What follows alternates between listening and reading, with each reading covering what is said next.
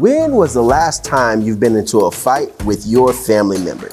See, our families are different in a whole lot of ways, but one thing every family has in common is disagreements. Now, typical families handle disagreements differently. On their own, they suppress the issue, they hope it's gonna go away, but atypical families know that they cannot do it on their own, so they handle their issues with God. Kind of like Abraham in the book of Genesis. Abraham and his nephew Lot had a disagreement so big that they had to move to different cities. But it didn't stop Abraham from hearing that Lot's life was in danger and immediately praying that God would spare his life. And he did.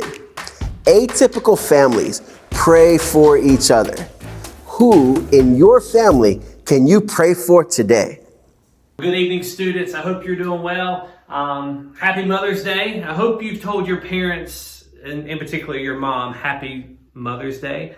It is their day, so hopefully you spent some time with them. And if not, stop what you're doing right now. Go give them a hug and say thank you for all that they do for you. And I hope they've had a great day. I hope you celebrated them well.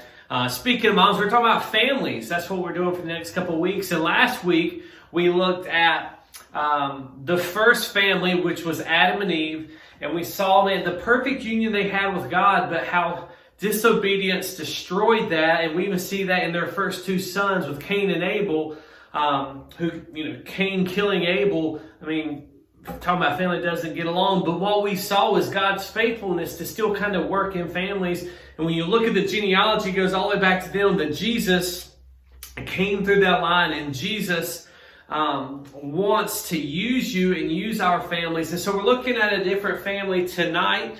But before we just jump into that, let's be honest. Our families are not normal. There is no perfect family. There is no family that has it all together. If you think they do, they're hiding it really well. Everybody has mess ups, and so we're all really atypical families. That every family has imperfections, the problems, the struggles. But here's what happens. Your typical families, they try to handle all that stuff on their own. They try to balance it themselves and try to maybe hide it or fix it themselves. An atypical family, and the ones we're hoping to be more like, an atypical family, on the other hand, invites God into their imperfections.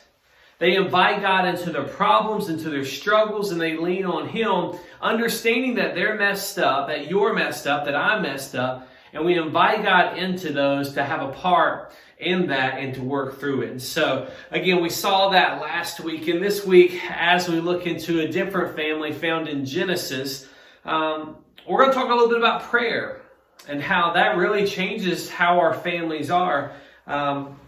I grew up, I feel like, I have my family. I've got some great family members. I have great memories of things taking place, but I can also say we're not the perfect family either. And I've watched prayer be a backbone in my family's life from growing up. I remember my grandfather, I feel like, is I guess you could say, spiritual patriarch of our family, and the times he has led us in prayer. And I remember going over to my grandparents' house in particular seasons of our life, praying for particular people. And I'd go over there, and next thing we're on our knees, even me. I remember as a teenager praying for people that are in our family that we would watch God intervene. And so I've seen those, and I've seen God answer prayers, even in my current life of today, God answering prayers. And that's what we're going to look at, is God and how He moves in families, especially when we call on Him. This family that we're going to look at today, his name's Abram. You've heard of Father Abraham. You've heard the stories. We're going to read a couple spots. We're going to jump into some different passages because there's kind of a point I want you to see about Abram. Abram had a sibling named Lot. And we're going to see exactly what happened there. So if you have your Bibles, if you don't, go take a few seconds and find them while I'm turning there. We're going to be in Genesis chapter 13.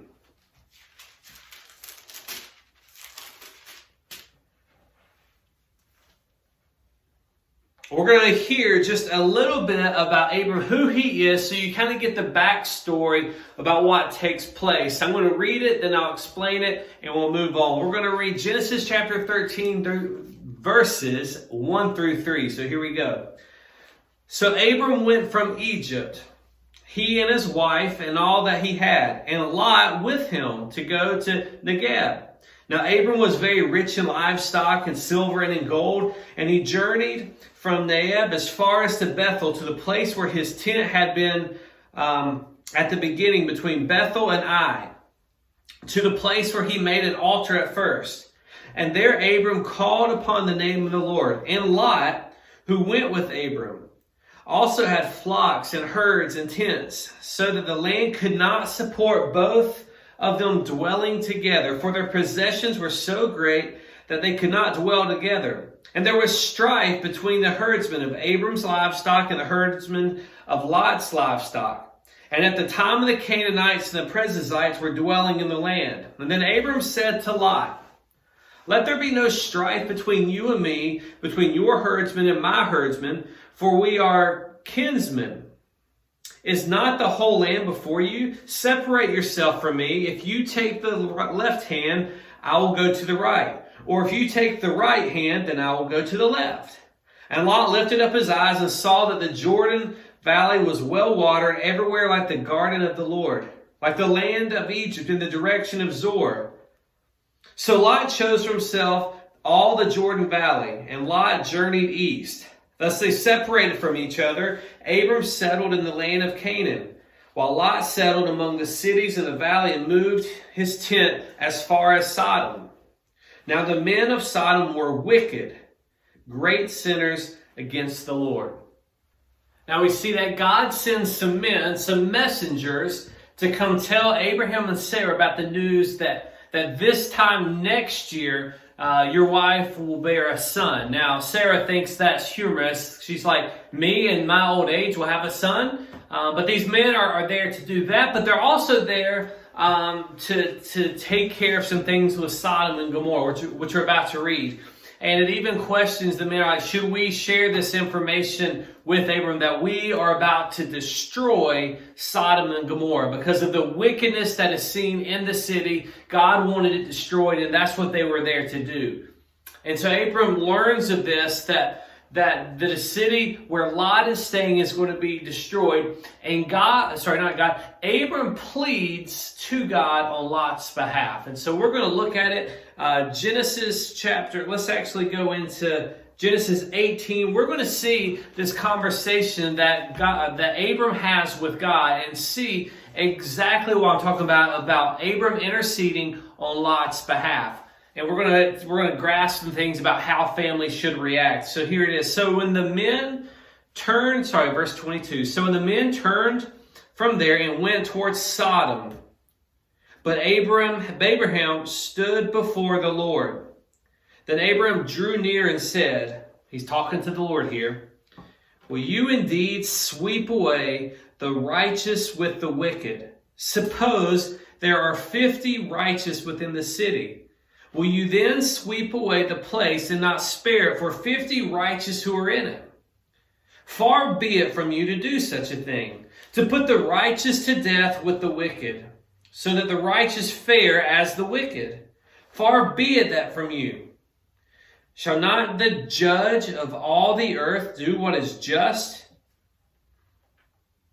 So Abraham is bargaining, saying, God, would you really destroy this city if there are 50 people there who are following you? Is it, and he questions God, he says, is it really just that you would wipe out 50 people because of the evil deeds of others?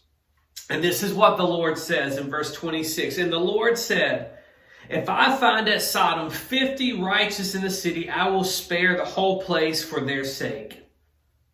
Now, you're going to see Abram, I feel like he's a really good negotiator here, much like maybe you would negotiate with your parents on something you would want. And so in verse 27, it says, Abram answered him and said, "Behold, I have undertaken to speak to the Lord, who I am but dust and ashes. Suppose 5 of the 50 righteous are lacking.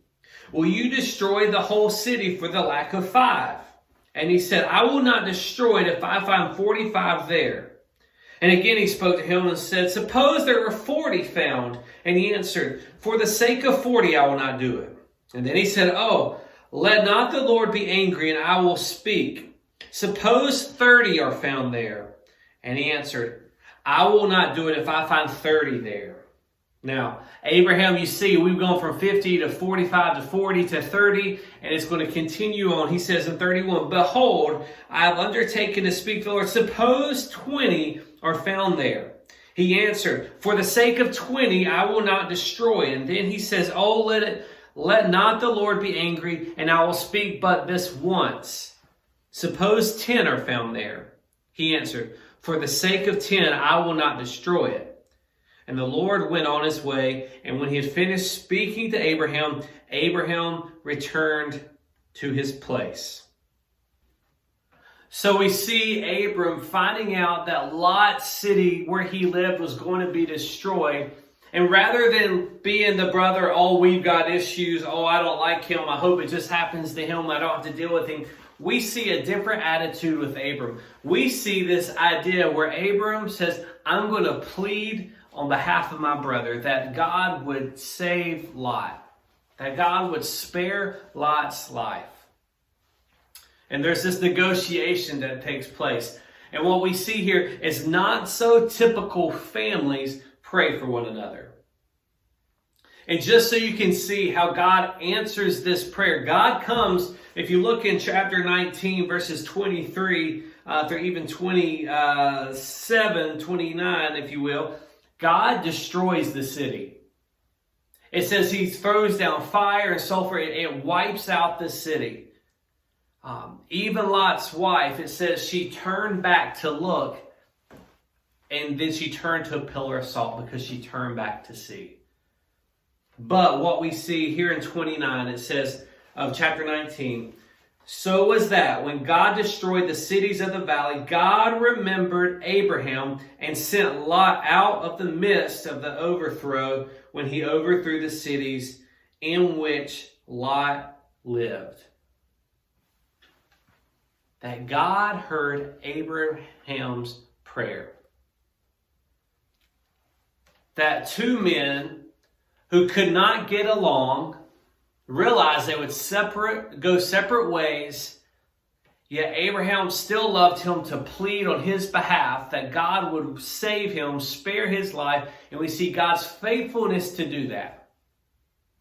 But not only do we see God's faithfulness, we see the faithfulness and love that is demonstrated through Abraham to plead on Lot's behalf.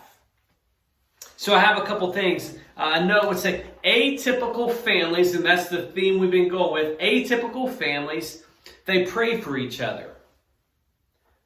How have you been praying for your family? You know, every family is imperfect.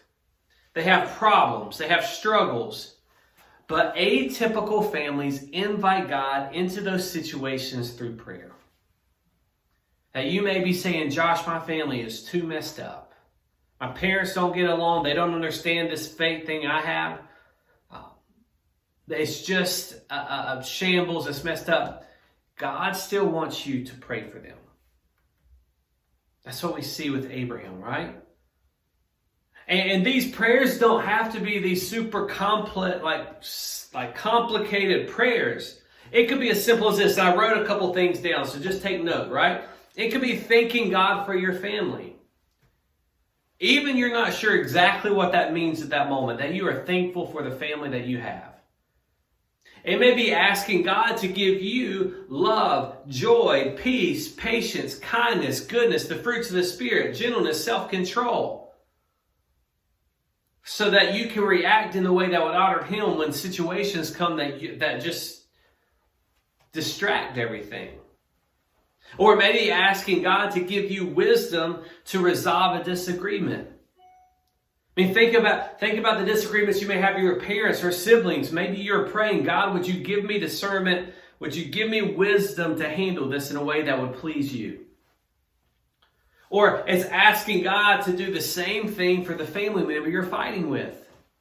Whether it's a sibling or a parent or grandparent or cousin, whoever you have this disagreement with or these altercations, that you would pray for wisdom for yourself, but you would pray that they would receive wisdom too on how to handle things that would honor God. And then lastly, thank God in advance. Thank God for what He's going to do, how He's going to help your family. These are things that atypical families do. And once again, we looked last week at Adam and Eve, Cain and Abel, and then this week, Abraham, Sarah, Lot. We see how Abram prayed for Lot, and we see how God interceded. Who can you pray for? How can you be the person of change in your family?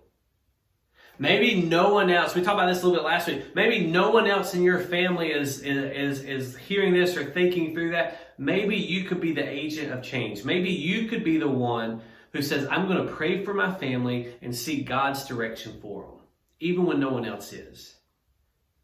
And let's watch God be faithful to His word. Hey, I hope you have a great day. Thank you for spending this time with us. Worshiping. We look forward to next weekend. Be sure to join our Zoom meetings and everything going on. I love you guys. I'm praying for you. We'll see you later. Peace out.